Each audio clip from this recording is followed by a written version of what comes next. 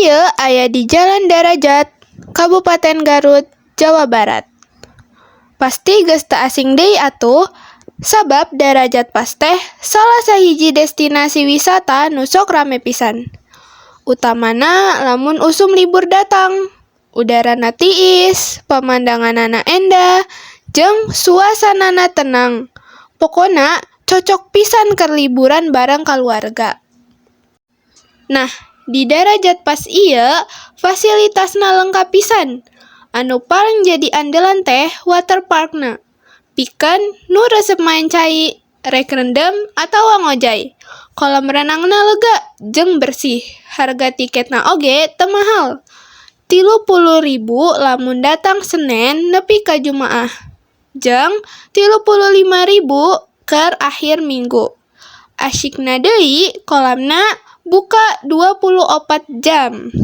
Jadi, rek isuk-isuk, peuting, atawa tengah wengi oge bisa. Salian ti eta, aya oge tempat kaulinan nu seru. Aya Flying Fox, Rainbow Slide, jeung sababaraha wahana. Sejen nu pasti matak bungah. Barudak jeung dewasa. Sanggeus capek main, urang bisa ngaso di kafe jeung restoran nu aya di dinya. Dahareunana ngeunah. Inumanna nyegerkeun, aya teh haneut jeung es nu jegerna matak betah cicing lila. Pokona mah Darajat Pass teh tempat wisata anu pas pisan keur liburan bareng kaluarga. Hargana kahontal, suasana nyaman, jeung kagiatanana loba. Jadi, mun aya rencana liburan, ulah poho.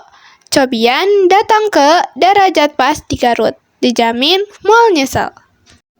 Sakitu heula warta wisata urang dinten ieu, mugia bisa jadi inspirasi liburan anjeun sadayana.